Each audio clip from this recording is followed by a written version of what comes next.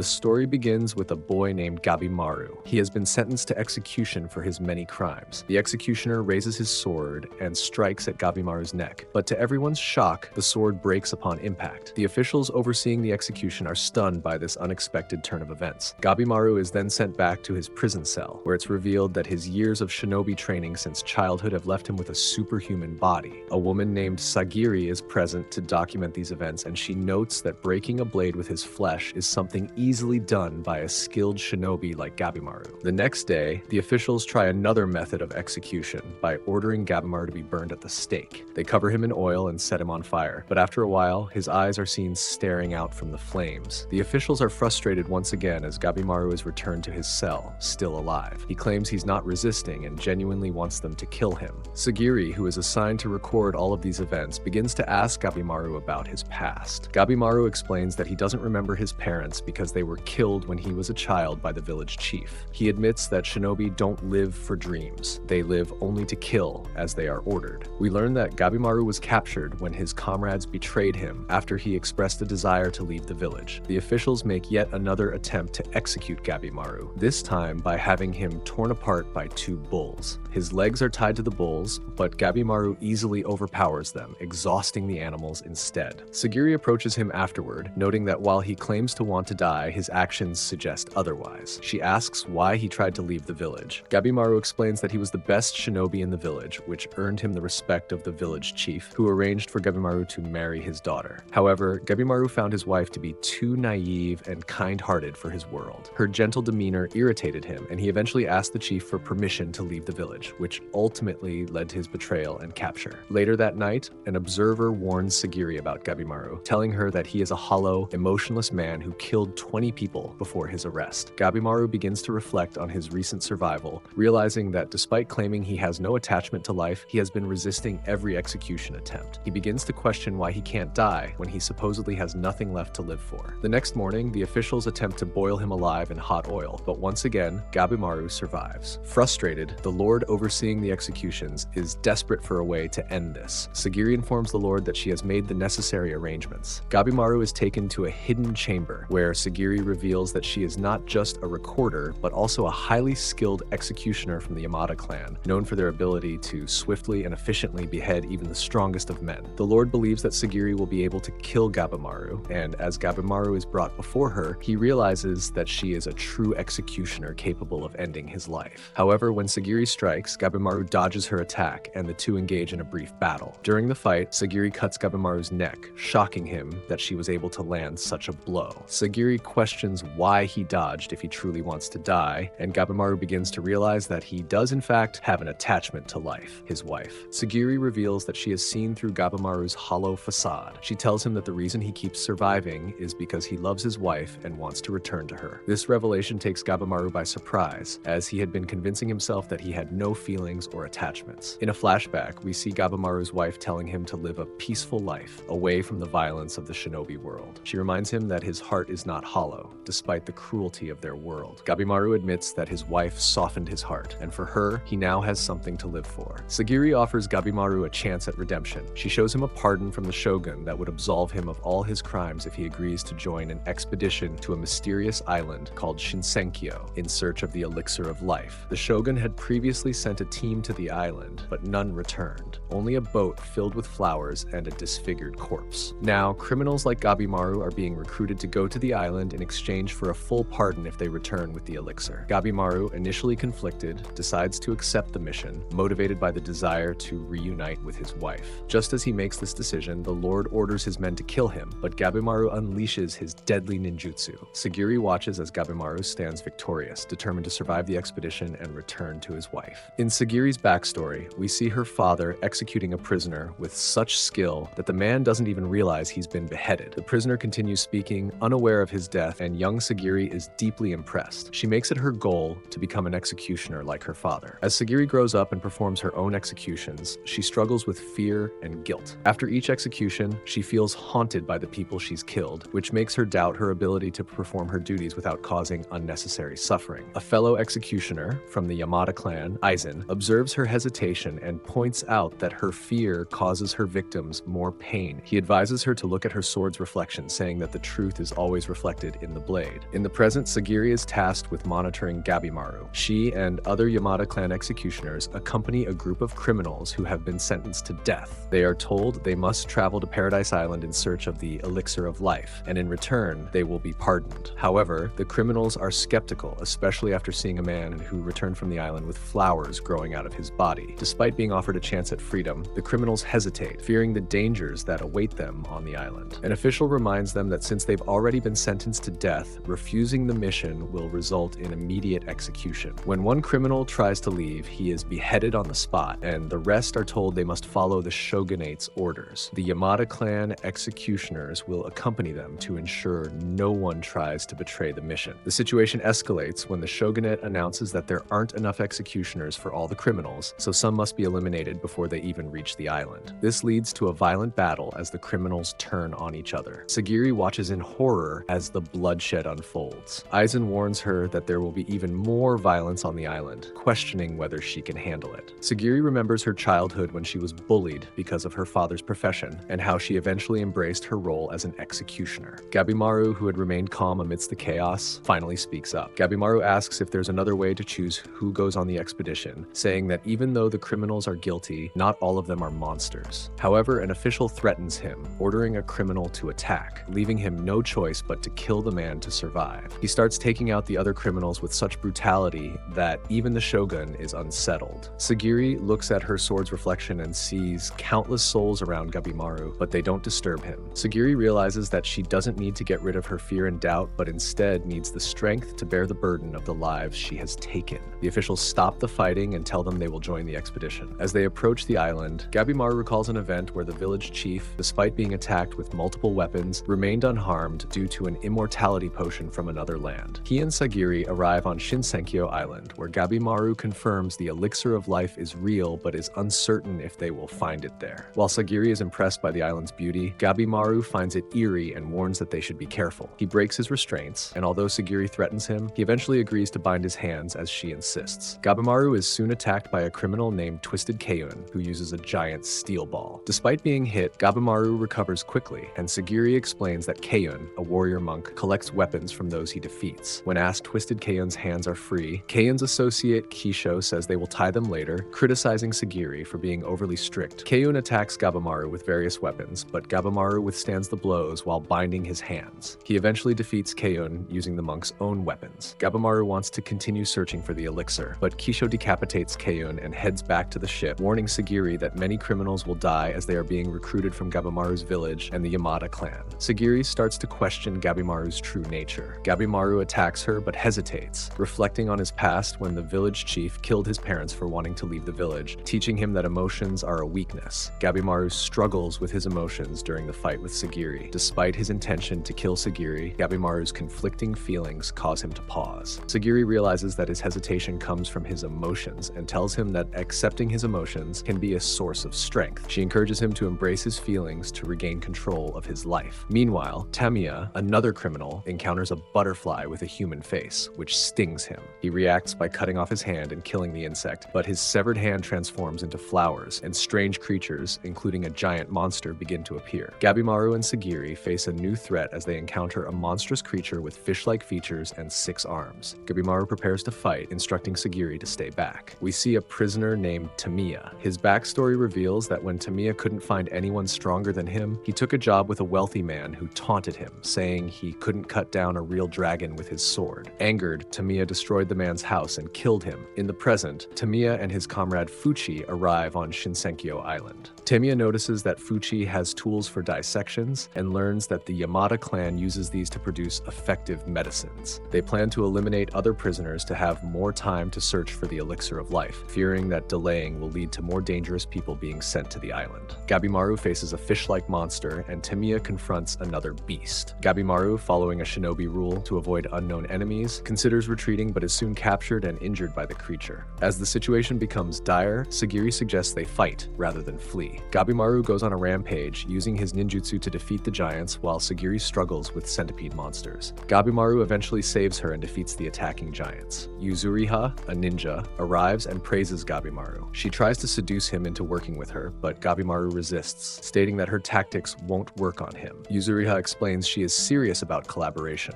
Genji, another executioner, reveals he joined the mission because he was assigned to a criminal who was killed by Yuzuriha. This implies that one executioner alone might not control her, so he decided to accompany her. Yuzuriha shares information about the island's dangers, including poisonous, hallucinogenic butterflies. She reveals she tested this on another criminal, killing him. Gabimaru agrees to fight together but remains wary of fully cooperating. As Shigiri collapses from exhaustion, we flash back to Toma, who is about to become an executioner. Toma requests his brother Chobee's help to stop the magistrate's men from pursuing them. In the present, the brothers face giant creatures. Chobee quickly engages them, showing his strength in adapting to situations. Flashbacks reveal their troubled past. After their parents' death, they lived in poverty, and Chobee eventually became a bandit king. They are now hunted by creatures, and despite Chobee's attempts to fight back, they face overwhelming odds. Chobee defeats the giants and believes the elixir must be real, given the monsters protecting it. He decides to eliminate everyone on the island to claim the elixir for themselves. Shigiri wakes up to find herself in a cavern, with Genji informing her that they are safe for the time being. He explains that she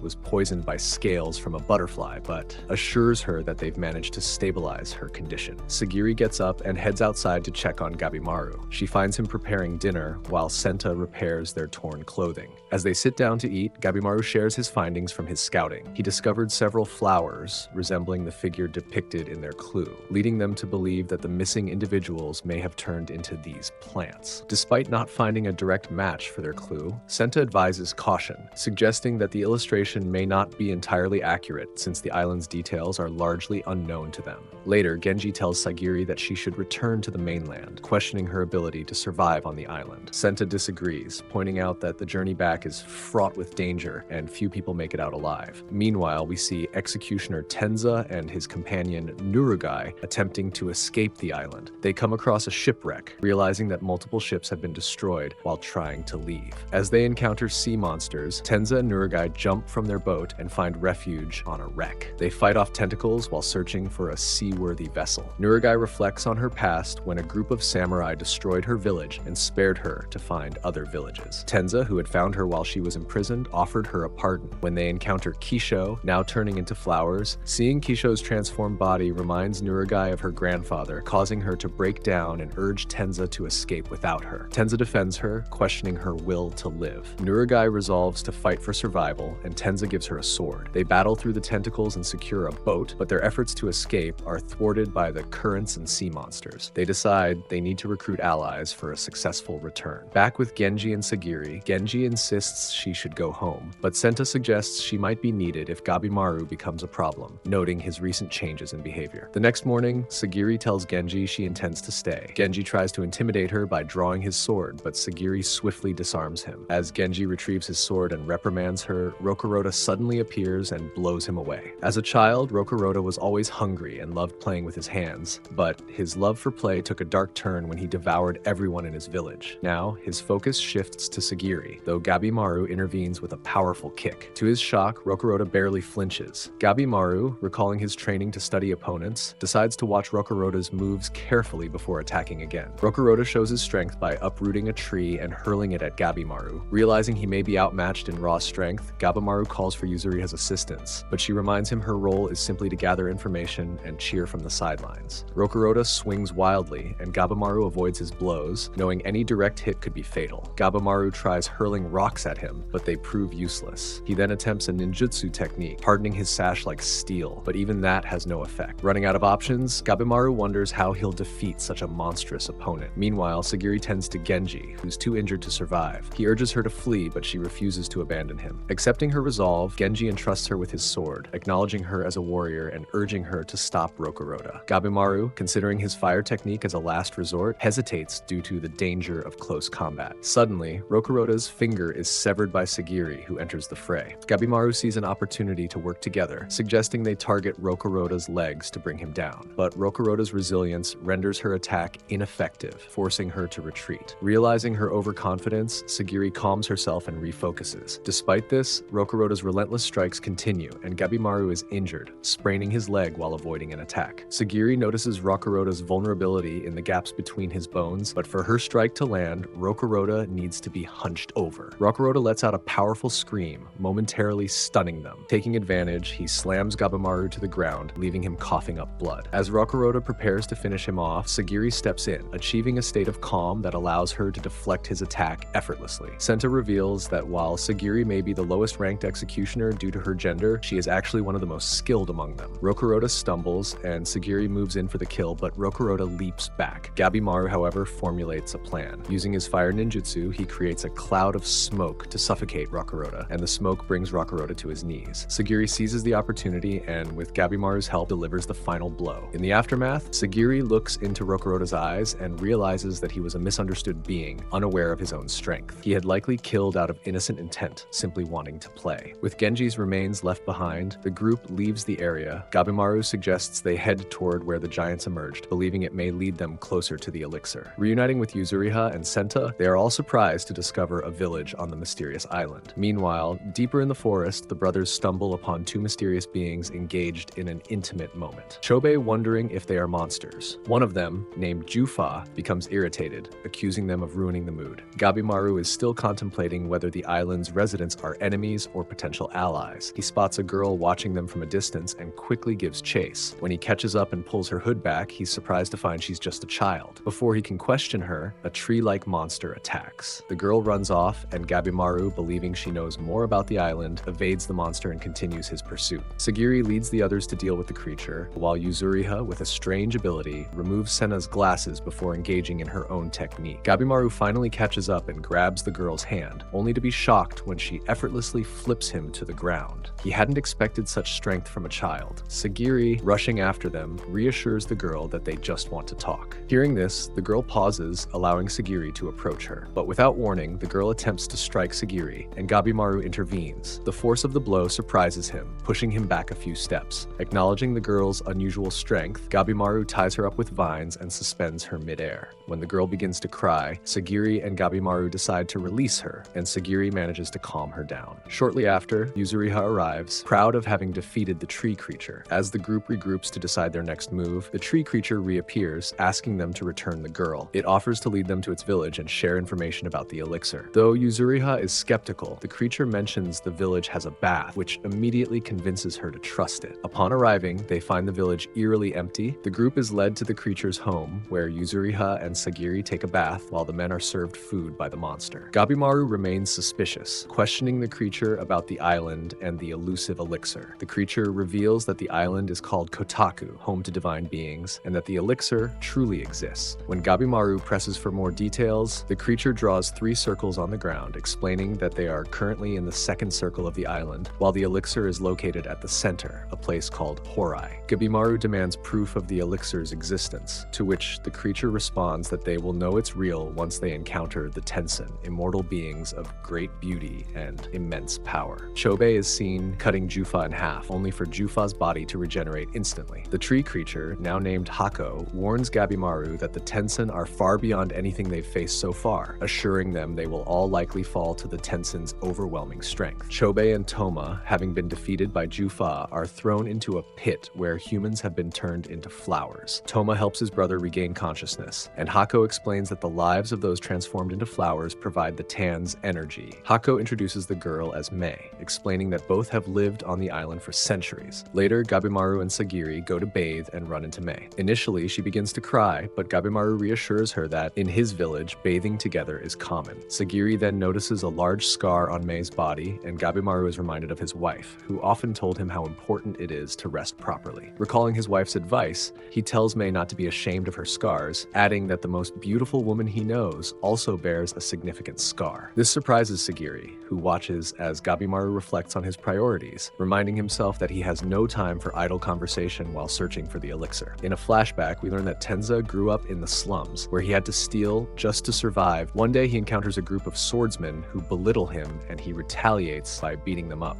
Before things escalate, an executioner named Shion intervenes and stops the fight. In the present, Tenza and Nurugai are walking along the shore when they are confronted by a Tensen named Zujin. Zujin shifts into a human form and questions them about the dead creatures nearby, suspecting they are responsible. Realizing they're in danger, they try to run, but Zujin quickly catches up and knocks Tenza away with a powerful energy pulse. Nurugai rushes over to help him, but Zujin starts advancing toward her. Just then, Tenza slashes Zujin's eyes, though they regenerate immediately. Tenza urges Nurugai to escape, unleashing a flurry of attacks that slice Zujin into pieces. They take the opportunity to flee, but Zujin regenerates once again, blocking their path. Shion arrives and throws his sword at Zujin, giving them a moment to escape. We soon discover that Shion is Tenza's master. Shion explains that he had planned to leave the island, but couldn't find a current to guide him out. Eventually, he did find one, but he also sensed an overwhelming presence on the island and decided he needed to find allies. Just as they start to move, Zujin reappears. Shion reacts quickly to protect them, but blood suddenly drips from his neck. Tenza attempts to fight back, attacking Zujin with a rapid series of slashes, but Zujin easily dodges and retaliates with a flick of his finger, creating 4 deep holes in Tenza's body. At that moment, a flashback shows the bond between Shion and Tenza. Shion once shared with Tenza that he enjoys helping people in his spare time, and seeing potential in the young man, he decided to train him in swordsmanship. Shion had told Tenza that mastering the sword would allow him to protect those he cares about. Though Tenza initially felt he had no potential and considered quitting, Shion told him he could only leave after landing a hit on him. After that conversation, Tenza ran into Aizen, who took him on a walk to a graveyard. Aizen showed Tenza the grave of Shion's former student, who lacked drive much like Tenza. Teshin eventually left the dojo, turned to a life of crime, and was executed by Shion himself. This tragic experience made Shion more passionate about helping others and mentoring his students. Encouraged by Aizen, Tenza asked Shion to spar with him again. Even though he kept losing, Tenza refused to give up, and eventually, he landed a hit on his master. Returning to the present, Tenza fights with all his remaining strength, determined to protect Shion and Nurugai. Despite being gravely wounded with holes in his body and his voice silenced by a damaged throat,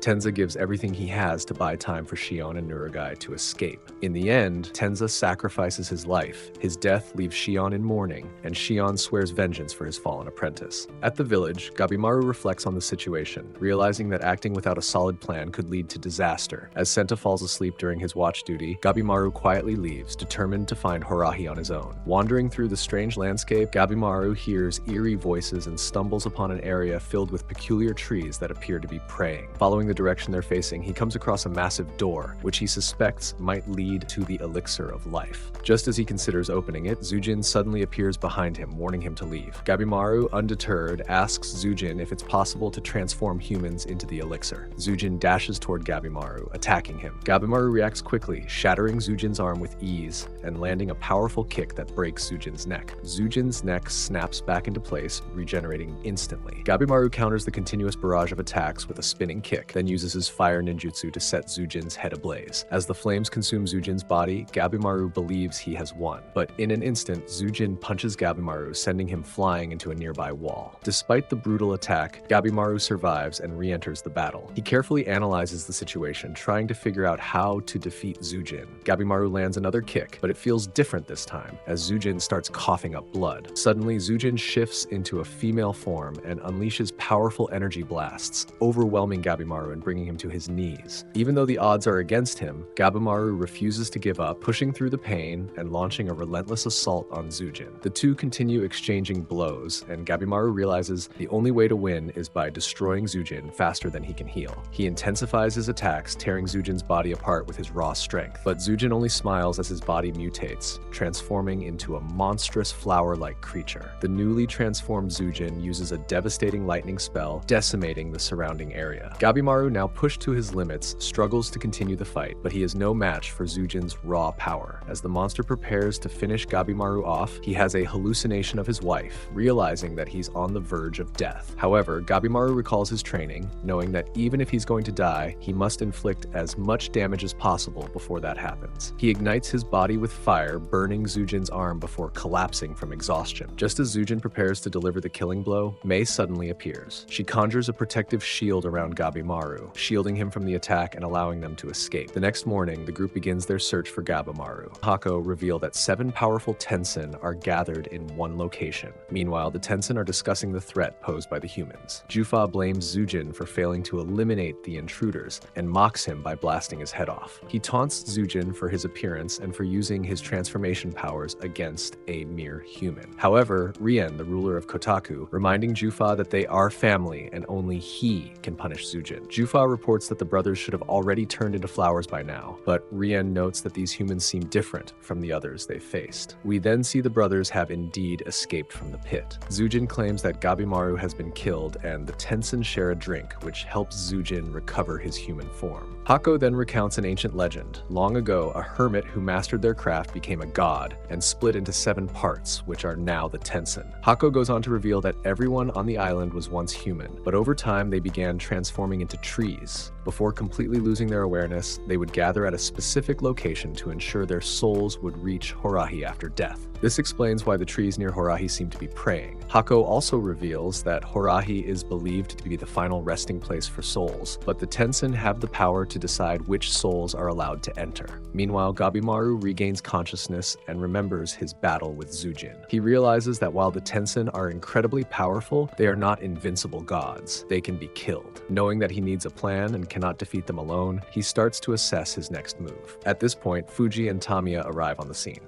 Tamiya observes Gabimaru's condition and wonders aloud if it's time for Gabimaru to die. The two of them size each other up, contemplating a potential fight. However, Fuji suggests that instead of fighting right away, they should focus on gathering information. He draws his sword, making it clear he intends to get some answers from Gabimaru. Gabimaru proposes working together with Tamiya, who threatens to strike him down, but realizes Gabimaru isn't trying to deceive them. Fuji asks why Gabimaru wants to collaborate, and Gabimaru explains about the Tensen. Surprised to learn of such powerful creatures, Fuji remains distrustful, but Tamiya is eager to fight the Tensen to make a name for himself in history. Fuji, on the other hand, wants to dissect the Tensen remains. They decide to work together, and Gabimaru is about to provide more information when Mei wakes up. Gabimaru is surprised to see Mei has grown up so quickly and is now able to speak. He thanks her for saving his life and inquires if she is like the Tensen. Senta concludes that the island's religious system is man-made and speculates that the creator wanted transformed humans to return as flowers, which could be a clue to finding the elixir and escaping. Mei tells them about the Tao, a power used by the Tensen, though her explanation is vague due to her limited experience with speaking. Hako explains that everything in the world is created by the flow of Tao, which ties into the origin of the universe. Despite his explanation, the group struggles to understand. Nurugai attempts to ambush Shion, but he disarms her and tells her he will never teach her to wield a sword. She pleads with him to teach her because she doesn't want to watch her loved ones die. Shion explains that everything in the world produces unique waves, which he uses to perceive his surroundings, and mastering these waves improves one's physical capabilities. He demonstrates proper sword technique, but monsters suddenly appear. Shion senses their presence and takes them on one by one while giving Nurugai tips. As a group of monsters approaches Gabimaru and his allies, Tamiya springs into action, killing all the monsters at once. He lifts Mei and asks her to teach him the power of Tao as more monsters appear. Gabimaru observes the monsters and sees a silhouette behind them. Meanwhile, 2 of the Tensen discuss how humans merge into flowers after being thrown into the pit, which allows efficient harvesting of Tao. They believe escaping the pit is unlikely because transformed humans will try to stop them, but Chobee manages to climb up the pit despite resistance from transformed humans. Chobee climbs up the pit as the transformed humans attempt to stop him. Undeterred, he pushes through and reaches the surface. Chobee is determined to defeat the Tensen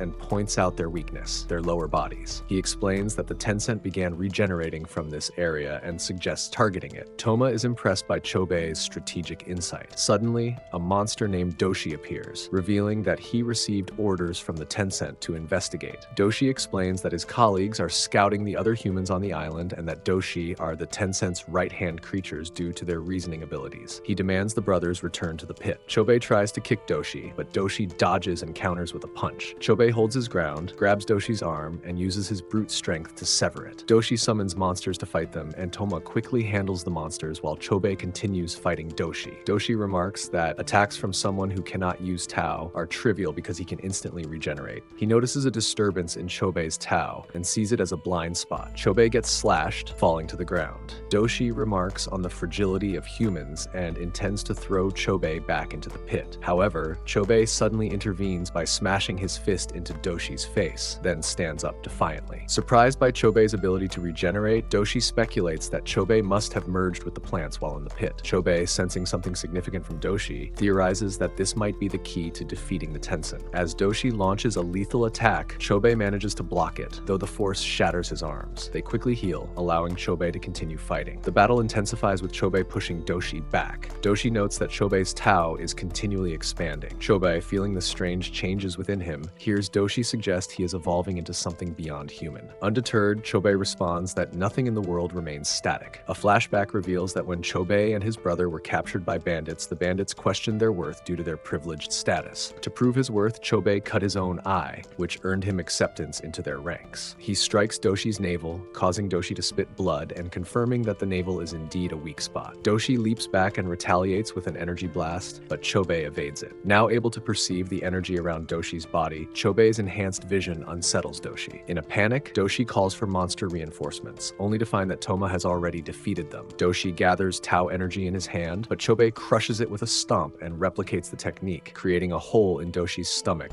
with a powerful punch. Sensing that Doshi is near death, Chobee begins to question him about the Tensen. Toma notices vine-like marks appearing on Chobee's body, which is similar to a scar Mei has. Tamiya struggles to master Tao during combat and seeks Mei's guidance, but she tells him he's making mistakes. They observe Gabimaru in action, but Mei points out that he too is unfamiliar with Tao. Fuchi, watching from the sidelines, views Mei as an enigma and ponders her true nature. The leading Doshi, recognizing Mei, attacks Tamiya, who is unable to prevent Doshi from capturing her. Doshi reveals that he has been searching for Mei, who had been exiled from the palace and vanished from Horai. Despite the ban on searching for her, Doshi is pleased to have found her. Doshi explains that Mei is not human and feeds on humans much like the Tensen. Despite this revelation, Gabimaru, seeing Mei's sorrowful expression, reassures her that he doesn't want her to be upset. The Doshi's associate arrives, and together they summon swarms of centipedes and butterflies. Tamiya attempts to attack, but he's immediately thwarted by a Tao assault, causing them all to be pushed back. Gabimaru, puzzled by the Doshi's interest in Mei, learns that she assists them in mastering Tao. The Doshi explains that mastering Tao involves 5 steps, with the crucial one requiring a partner for a process involving intimate connection. According to Doshi, all things have yin and yang energies which circulate when a male and female unite. Mei is sought after because she has the highest quality of yin energy, which they believe can harmonize with their yang energy. They further reveal that Mei, despite her origins being similar to the Tensen, is considered inferior because she only possesses yin energy. This deficiency led to her exile from the palace, and she now serves as a training partner for the Doshis. Gabimaru, enraged by this revelation, refuses to allow them to take her. The Doshis transform similarly to Jujin's flower monster form. Tamiya struggles against a butterfly monster, while Gabimaru uses his fire techniques to destroy its arm. Despite the barrage of Tao attacks from the monster, Gabimaru dodges them. As the butterflies chase them, Gabimaru creates a firewall using his fire-breathing technique. He realizes he can now faintly sense Tao, but wants to improve his precision. Fuchi, interpreting Mei's advice, explains that sensing Tao requires both mental strength and vulnerability. Mei assists Gabimaru by helping him sense his own Tao, while Fuchi advises him to relax his mind, a concept he struggles with until he recalls his moment with Shigiri. Gabimaru prepares to face the monsters, and Mei notes his Tao is immense. As Doshi launches Tao blasts, Gabimaru can clearly see and dodge them. He moves towards Doshi, evading a punch and predicting attacks through Tao movement. He neutralizes the monster's strikes, breaking its arm and delivering a powerful kick. Tamiya, eager to match Gabimaru, attacks the centipede monster, slicing it in half, while Gabimaru burns the butterfly Doshi. Meanwhile, the others manage to open the massive door leading into Horai, but a Tensen named Mudan appears and decapitates Hoko. Mudan tells them they are the first humans to reach that place, and Yuzuri becomes scared, so she starts running away, but Mudan instantly grabs onto her, saying he just wants to talk. Hako tells them Mudan is a Tensen. He reveals he has accelerated Hako's transformation, so he will soon lose his awareness. Hako wants his soul to be invited into Horai, but Mudan tells him their religion was a lie invented to maintain order on the island. He adds that the island is a place for conducting human experiments, as he shows them the Kyoshi, which are creatures he made using humans. Mudan says there is no elixir on the island, and he reveals that if a human consumes tan, they will turn into a tree, just like Hako and the other villagers. He tells them theirs their journey has come to an end, telling them to go with him. But Yuzuri uses her substitution, then attacking him from behind and cutting off his head. They proceed to run away, but he quickly regenerates, ordering the Kyoshi to attack Yuzuri, who manages to evade. We learn that Yuzuri knows something similar to Tao, but she still hasn't mastered it. Mudan offers Yuzuri the chance to become his Tao training partner, using a Tao technique to send Shigiri flying with a blast. As he breaks down his method to Yuzuri, Senna attacks and cuts him.